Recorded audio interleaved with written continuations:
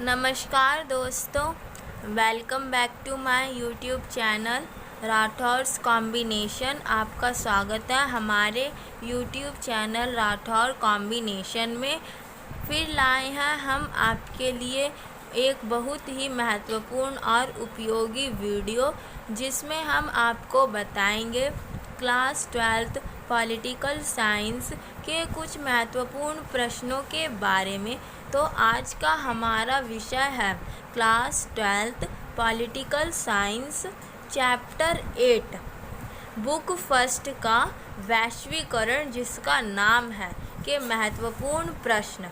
तो चलो हम चलते हैं अब अपने विषय की ओर, अपने टॉपिक की ओर। हमारा टॉपिक है महत्वपूर्ण प्रश्न वैश्वीकरण के।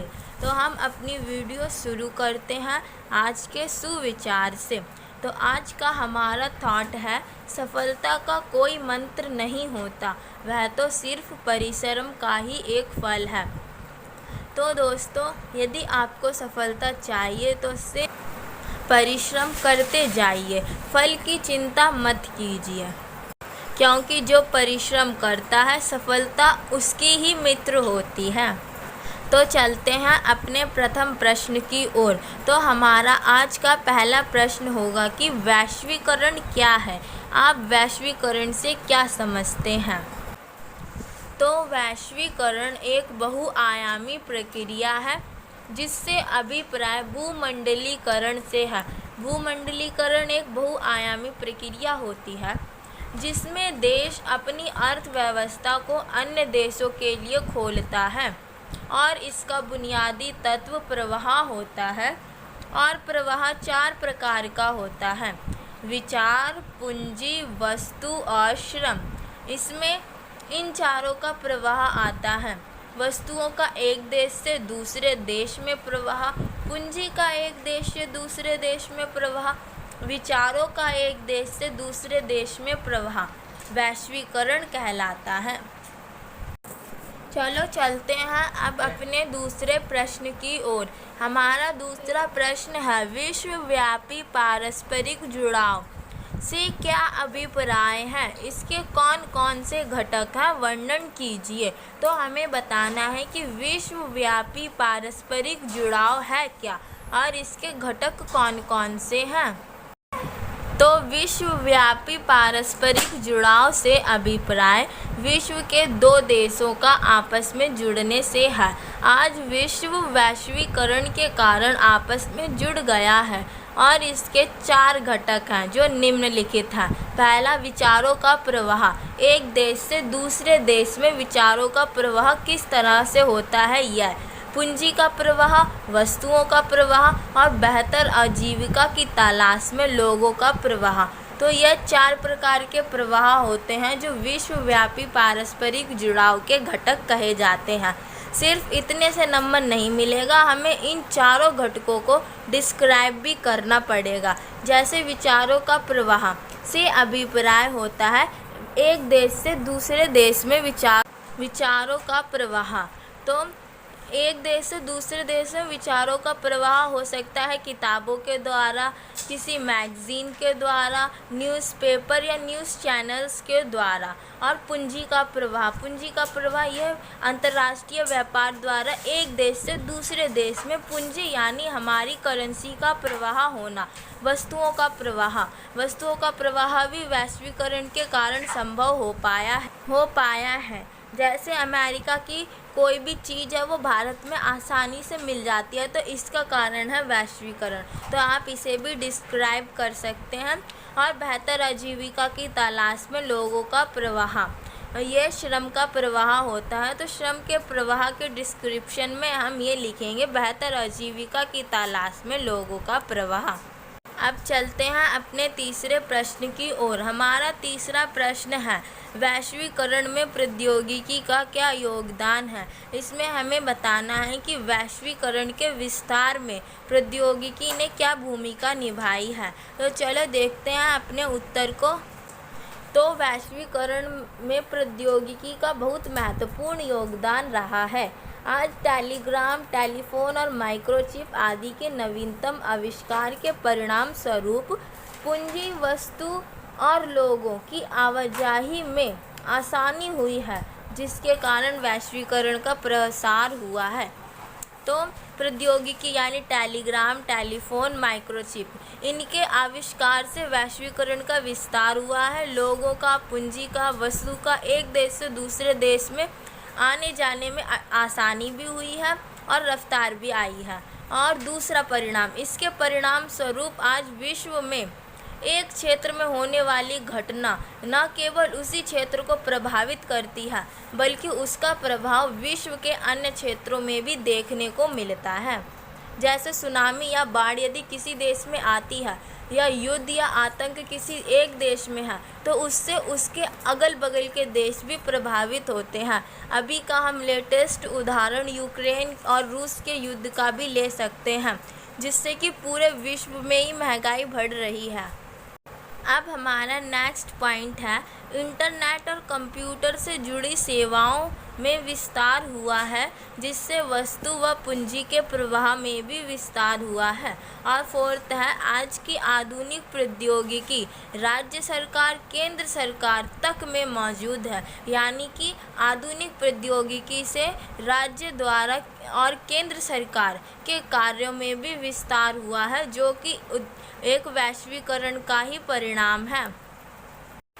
तो चलो चलते हैं अब हम अपने अगले प्रश्न की ओर। हमारा अगला प्रश्न है, वैश्वीकरण के संदर्भ में विकासशील देशों में राज्यों की बढ़ती भूमिका का आलोचनात्मक मूल्यांकन कीजिए, अथवा वैश्वीकरण के राजनीतिक प्रभाव या परिणामों का वर्णन कीजिए। इसमें हमें वैश्वीकरण के राजनीतिक परिणाम बताने हैं और इसका विकासशील देशों में बढ़ती भूमिका, राज्यों की बढ़ती भूमिका पर क्या असर पड़ा है, उसका भी वर्णन करने हैं। तो चलो देखते हैं इस प्रश्न के उत्तर में हम क्या पॉइंट्स लिख सकते हैं।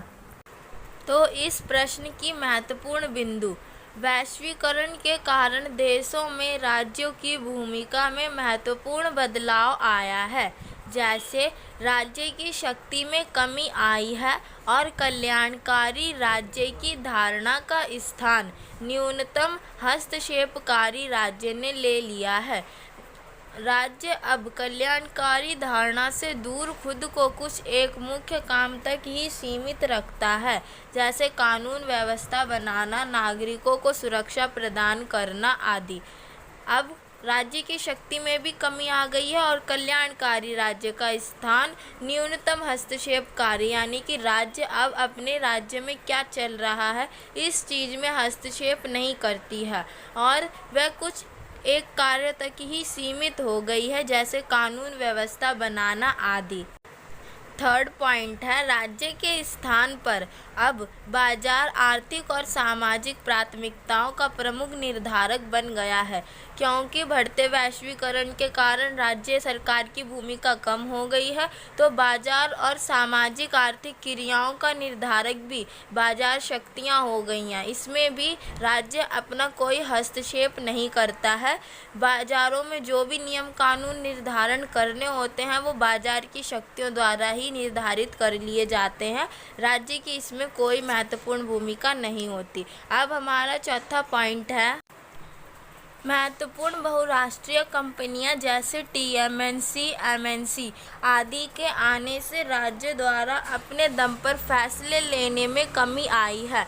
यह वैश्वीकरण के राजनीतिक परिणाम है कि कुछ बहुराष्ट्रीय कंपनियों ने राज्य सरकार की विचारधाराओं पर भी प्रभाव डाला है। उनके आ जाने से राज्य अपने दम पर फैसले नहीं ले पाती है, उनकी सलाह मशवरा से ही कोई फैसला आगे पास कर पाती है। यह वैश्वीकरण का ही एक नतीजा है। और पांचवा पॉइंट, इसके अतिरिक्त सरकार के पास अत्याधुनिक प्रौद्योगिकी भी आई है। अत्याधुनिक प्रौद्योगिकी मीन्स सरकार के पास नई तकनीकें आ गई हैं, वह एक ही स्थान से अपना पूरा व्यापक कार्य संभाल लेती है। तो चलो चलते हैं अब अपने अगले प्रश्न की ओर। तो हमारा अगला प्रश्न है, कि वैश्वीकरण के आर्थिक परिणामों का वर्णन कीजिए। पिछले प्रश्न में हमने वैश्वीकरण के राजनीतिक परिणामों का वर्णन किया था, अब हमें आर्थिक परिणामों का वर्णन करना है। हमें इस चैप्टर में 3 परिणाम पढ़ने हैं: आर्थिक परिणाम, राजनीतिक परिणाम और सांस्कृतिक परिणाम। तो इस प्रश्न में हमें वर्णन करना है वैश्वीकरण के आर्थिक परिणामों का। तो अब बताते हैं हम आपको इस प्रश्न का उत्तर। तो हमारा उत्तर है, वैश्वीकरण के आर्थिक परिणाम निम्नलिखित हैं। पहला, व्यापार में वृद्धि हुई है। आयात प्रतिबंध कम करने से, वैश्वीकरण के विस्तार से सभी देशों ने अपनी अर्थव्यवस्था को दूसरे देश की अर्थव्यवस्था के लिए खोला, तो उन्होंने अपने आयात प्रतिबंध, जो आयात पर टैक्सेस लगते हैं, उन्हें कम किया, जिससे कि अंतर्राष्ट्रीय व्यापार में वृद्धि हुई। तो पहला पॉइंट ये है। दूसरा है, पूंजी की आवाजाही में वृद्धि हुई है और अब किसी भी देश में हम निवेश कर सकते हैं। पूंजी यानी कि हमारी मुद्रा की आवाजाही दूसरे देशों में तथा दूसरे देशों की मुद्रा की आवाजाही हमारे देशों में बढ़ी है, जिससे हमारे देश के विदेशी मुद्रा भंडार में भी बढ़ोतरी होती है। तो ये था वैश्वीकरण का दूसरा परिणाम। अब वैश्वीकरण का तीसरा परिणाम है, विकसित देश अपनी वीज़ा नीति कठोर बना रहे हैं। यह भी आर्थिक परिणाम में ही आता है कि वीज़ा नीति कठोर बना रहे हैं, ताकि दूसरे देश का कोई भी नागरिक आकर उस देश के नागरिकों के रोजगार पर कब्जा ना कर पाए। चौथा पॉइंट, निजीकरण व पूंजीवादी को बढ़ावा मिला है और रोजगार के अवसरों में भी वृद्धि हुई है। वैश्वीकरण से निजीकरण बढ़ा है और पूंजीवादी व्यवस्था को भी बढ़ावा मिला और देश में रोजगार के अवसर भी बढ़े, जिससे लोगों के जीवन स्तर में भी सुधार आया है। तो हर चीज़ के कुछ प्लस पॉइंट भी होते हैं और कुछ माइनस पॉइंट भी। अब हमारा पांचवा आर्थिक परिणाम है, बाजारों में भी प्रतिस्पर्धा बढ़ी है। विभिन्न देशों से वस्तुएं हमारे देश से आती हैं, तो जो उपभोक्ता होते हैं उनके लिए भी उनके चयन का दायरा बढ़ जाता है और बाजार विभिन्न वस्तुओं और उत्पादक के बीच में प्रतिस्पर्धा भी बढ़ जाती है। तो यह थे वैश्वीकरण के आर्थिक परिणाम। अब चलते हैं हम अगले प्रश्न की ओर। तो हमारा अगला प्रश्न है, वैश्वीकरण के सांस्कृतिक बदलावों का वर्णन कीजिए। इसमें हमें बताने हैं कि वैश्वीकरण के सांस्कृतिक परिणाम क्या हैं। हम अभी 2 परिणाम पढ़े, राजनीतिक और आर्थिक। अब हमारा तीसरा क्वेश्चन आया है सांस्कृतिक परिणामों पे। तो हमारे परिणामों पर तीनों प्रश्न अच्छे से क्लियर हो गए हैं। अगर एग्जाम में किसी टॉपिक पर क्वेश्चन आता है तो आप कर पाएंगे। तो देखते हैं इस प्रश्न का उत्तर कि वैश्वीकरण के सांस्कृतिक परिणाम क्या हैं। तो वैश्वीकरण के सांस्कृतिक परिणाम हैं, खान पान में बदलाव आया है। बढ़ते वैश्वीकरण ने विभिन्न देशों के लोगों के खान पान को भी बदला है। जैसे कि अब भारत का ही उदाहरण ले लीजिए कि भारत में चाइनीज़ फूड कितने फेमस हो गए हैं और रहन सहन में बदलाव आया है, लोगों की दिनचर्या में भी बदलाव आया है। लोग पश्चिम की जो संस्कृति है उसकी तरफ लोगों का झुकाव बढ़ गया है और संस्कृति का ह्रास हो रहा है, यानी हमारी संस्कृति, हमारे कल्चर में भी कमी आ रही है। हम पूंजीवादी और पश्चिमी संस्कृति की ओर ज़्यादा झुकते चले जा रहे हैं और अपनी संस्कृति को भूलते जा रहे हैं। जैसे हम उदाहरण ले सकते हैं, यदि किसी का जन्मदिन होता है तो हम उसे रात के 12 बजे विश करते हैं, लेकिन भारत में तो जो नई सुबह होती है वो सुबह 4 बजे होती है। क्या 4 बजे कोई किसी को विश करता है? तो संस्कृति का मैकडॉनल्डीकरण भी हो रहा है और संस्कृति का विशिष्टीकरण भी हो रहा है।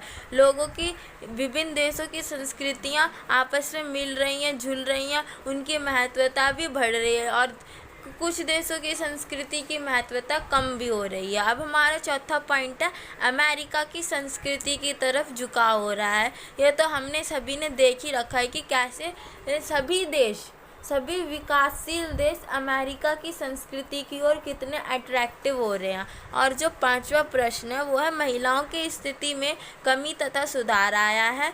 वैश्वीकरण के कारण लोगों का जो महिलाओं को लेकर थॉट्स होते हैं वो भी चेंज हुए हैं, उनकी स्थिति में भी सुधार आया है और लोगों के विचारों में भी बदलाव आया है। जैसे कि विचार का प्रवाह होता है एक दूसरे देश में, तो लोगों के विचार बदल रहे हैं और यह सब वैश्वीकरण के कारण ही संभव हो पाया है।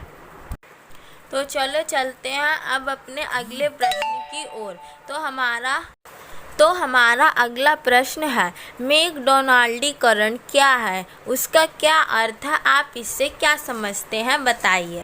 तो मैकडॉनल्डीकरण से अभिप्राय एक देश की संस्कृति का विश्व की अन्य सभी देशों की संस्कृति पर हावी होना है। जैसे पश्चिमी देश अमेरिका की संस्कृति, ब्लू जीन्स और वैलेंटाइंस डे आदि का अन्य सभी देशों में बोलबाला है। यही मैकडॉनल्डीकरण है। तो इस क्वेश्चन का आंसर आप लोगों को समझ में आ गया होगा। मैकडॉनल्डीकरण क्या है यह भी पता चल गया होगा। तो चलो चलते हैं अब अपने अगले प्रश्न की ओर। तो हमारा अगला प्रश्न है कि वैश्वीकरण में किस पर बहस होती है। तो इस प्रश्न में हमें बताना है कि वैश्वीकरण में किस विषय पर बहस होती है। तो वैश्वीकरण एक बहस का मुद्दा भी बना हुआ है। वामपंथी और दक्षिणपंथी ये कुछ लोग हैं जो वैश्वीकरण का विरोध करते हैं। तो हमें इसे बताना है कि किस पर बहस करते हैं। तो वामपंथी विचारक इसके विभिन्न पक्षों की आलोचना करते हैं। वैश्वीकरण के विभिन्न पक्षों की आलोचना करते हैं। राजनीतिक अर्थों में उन्हें राज्य के कमज़ोर होने की चिंता है। वह राज्य की कम होती भूमिका को लेकर चिंतित हैं और वे चाहते हैं कि आर्थिक क्षेत्र में कम से कम कुछ क्षेत्रों में आर्थिक निर्भरता एवं संरक्षणवाद का दौर कायम रखना चाहिए। और चौथा, सांस्कृतिक संदर्भ में भी इनकी यह चिंता है कि परंपरागत संस्कृति को हानि हो रही है वैश्वीकरण के कारण और लोग अपनी सदियों पुरानी संस्कृति को और जीवन मूल्य तथा तौर तरीकों को भूलते जा रहे हैं और वो जल्द ही अपने इतिहास को भूल जाएंगे, अपनी संस्कृति से हाथ धो बैठेंगे और वो भी सिर्फ वैश्वीकरण के कारण। तो ये थे बहस के कुछ मुद्दे जिन पर प्राय बहस चलती रहती है। तो आशा करते हैं कि आपको यह उत्तर समझ में आया होगा। अब चलते हैं हम अपने अगले प्रश्न की ओर। तो हमारा अगला प्रश्न है कि सामाजिक सुरक्षा कवच से आप क्या समझते हैं। तो सामाजिक सुरक्षा कवच से अभिप्राय ऐसी व्यवस्था से है जिसके अंतर्गत वैश्वीकरण से प्रभावित लोगों की नौकरी, स्वास्थ्य, स्वच्छता आदि के लिए सरकार को उपाय करने पर बल दिया जाता है ताकि यह लोग वैश्वीकरण के प्रभाव से बच सके। तो वैश्वीकरण के प्रभाव से बचने के लिए जिस कवच की हमें आवश्यकता होती है वो सरकार द्वारा प्रदान किया जा सकता है और उसे ही हम सामाजिक सुरक्षा कवच कहते हैं। तो अब चलते हैं अपने अगले प्रश्न की ओर। तो हमारा अगला प्रश्न है, क्या साम्राज्यवाद का नया नाम ही वैश्वीकरण है। तो हमें इस प्रश्न का उत्तर देना है, क्या साम्राज्यवाद ही वैश्वीकरण है, हाँ अथवा नहीं। तो इस प्रश्न का उत्तर होगा नहीं। वैश्वीकरण साम्राज्यवाद का एक नया रूप नहीं है। यह एक भूमंडलीकरण तथा बहुआयामी प्रक्रिया है, वह परिघटना है, न कि साम्राज्यवाद। तो वैश्वीकरण एक भूमंडलीकरण और बहुआयामी प्रक्रिया है, न कि साम्राज्यवाद। तो चलते हैं अब अपने अगले प्रश्न की ओर। तो हमारा अगला प्रश्न है कि वैश्वीकरण ने भारत को कैसे प्रभावित किया है और भारत वैश्वीकरण को कैसे प्रभावित कर रहा है, वर्णन कीजिए। तो चलिए करते हैं अब इसका वर्णन। तो वैश्वीकरण ने भारत को निम्न प्रकार से प्रभावित किया है। वैश्वीकरण के कारण भारत में विभिन्न क्षेत्रों जैसे व्यापार और निवेश पर से बाधाएं हटा दी गई हैं। इसके परिणाम स्वरूप विदेशी कंपनियों ने यहाँ निवेश करना प्रारंभ किया है और इससे भारत में निवेश में वृद्धि हुई है। तीसरा पॉइंट, वैश्वीकरण से बाजारों में वस्तुओं की पसंद और नापसंद का दायरा बढ़ गया है। इससे उपभोक्ताओं को उच्च कोटि की वस्तुएं भी और स्वास्थ्य संबंधी सेवाएं भी वैश्वीकरण के कारण ही मिलनी प्रारंभ हुई हैं। इसका फोर्थ पॉइंट, और इससे भारत में रह रहे लोगों के स्वास्थ्य स्तर में भी सुधार आया है। अब ये थे पॉइंट कि वैश्वीकरण ने भारत को कैसे प्रभावित किया है। अब देखते हैं कि भारत ने वैश्वीकरण को कैसे प्रभावित किया है। तो भारत निम्न प्रकार से वैश्वीकरण को प्रभावित कर रहा है। पहला, वैश्वीकरण के कारण भारत में अपने आप को उदार बनाया है तथा प्रतिबंधों को भी समाप्त कर दिया है। तो भारत ने अपने आप को उदार बनाकर और अपने ऊपर लगे प्रतिबंधों को समाप्त कर आयात निर्यात को अपनी ओर आकर्षित किया है। दूसरा, भारत में निवेश को आकर्षित करने के लिए कई प्रकार की सुविधाएं प्रदान की गई हैं, जैसे क्षेत्रों की स्थापना, आर्थिक क्षेत्रों की स्थापना और प्रतिबंधों की समाप्ति। तो भारत ने अपने स्पेशल इकोनॉमिक्स जोन्स की स्थापना की है, जिससे भारत में निवेश बहुत अधिक बढ़ा है। और भारत ने प्रतिबंधों की भी समाप्ति की, जिससे भारत में अगले देशों से होने वाला अंतर्राष्ट्रीय व्यापार में भी वृद्धि हुई है। हमारा तीसरा पॉइंट है, वैश्वीकरण के इस काल में भी भारत ने विकासशील देशों के हित में काम करने की नीति बना रखी है। यानी वैश्वीकरण का दौर, जिसमें सभी देश प्राय अपना ही फायदा सोचते हैं और अंतर्राष्ट्रीय व्यापार पर ही ध्यान देते हैं। भारत ने इस काल में भी विकासशील देशों को विभिन्न प्रकार की मदद पहुंचाने की नीति को अपनी बंद नहीं किया है। अब हमारा चौथा पॉइंट है, भारत में कई बार समय समय पर विकासशील देशों के हितों की रक्षा के लिए अंतर्राष्ट्रीय स्तर पर भी आवाज़ उठाकर वैश्वीकरण को प्रभावित किया है। यानी इस वैश्वीकरण के काल में भी भारत ने कई बार विकासशील देशों के हित में समय समय पर अपनी आवाज़ उठाई है और उनको फ़ायदा पहुंचाने के लिए अपने कार्य किए हैं, जिससे वैश्वीकरण भी प्रभावित हुआ है। तो ये थी भारत की कुछ नीतियाँ जिनसे भारत ने वैश्वीकरण को प्रभावित किया है। अब चलते हैं अपने अगले प्रश्न की ओर। तो हमारा अगला प्रश्न है कि सांस्कृतिक समरूपता और सांस्कृतिक वैभिन्नीकरण से आप क्या समझते हैं। तो इसमें हमें सांस्कृतिक समरूपता और सांस्कृतिक वैभिन्नीकरण दोनों का वर्णन करना है। चलो देखते हैं अब अपने उत्तर को। तो सांस्कृतिक समरूपता से अभिप्राय, सांस्कृतिक समरूपता का अर्थ होता है पश्चिमी संस्कृति का पूरे विश्व में फैलना। आज पूरे विश्व में पश्चिमी संस्कृति का प्रसार इतनी तेज़ी से हो रहा है कि यहाँ तक यह एक वैश्विक संस्कृति का रूप ले रही है। अर्थात सांस्कृतिक समरूपता से अभिप्राय होता है कि किसी शक्तिशाली देश की संस्कृति का अन्य सभी देशों की संस्कृति पर हावी होना, जैसे पश्चिमी देश अमेरिका की संस्कृति का बाकी सभी देशों की संस्कृति में हावी होना और तेज़ी से उसका प्रसार होना ही सांस्कृतिक समरूपता कहलाता है। अब है हमारा सांस्कृतिक वैभिन्नीकरण। तो सांस्कृतिक वैभिन्नीकरण से अभिप्राय, इस सांस्कृतिक वैभिन्नीकरण में विभिन्न संस्कृतियाँ दूसरी संस्कृतियों की अच्छी बातों को अपनी संस्कृति में शामिल करती हैं, जिस कारण प्रत्येक संस्कृति अनूठी बन जाती है और सभी की संस्कृति को समान सम्मान भी प्राप्त होता है तथा उनमें नया और अनूठापन आता है। इसे कहते हैं सांस्कृतिक वैभिन्नीकरण, यानी विभिन्न संस्कृतियों का एक दूसरे की संस्कृति में मिलना ही सांस्कृतिक वैभिन्नीकरण कहलाता है। तो आशा है कि आपको यह वीडियो ज़रूर पसंद आई होगी और बताए गए सभी प्रश्न भी समझ में आ गए होंगे। तो हमारे साथ बने रहिए और ऐसी ही वीडियो पाने के लिए हमारे चैनल को लाइक, शेयर और सब्सक्राइब ज़रूर करिए। धन्यवाद दोस्तों।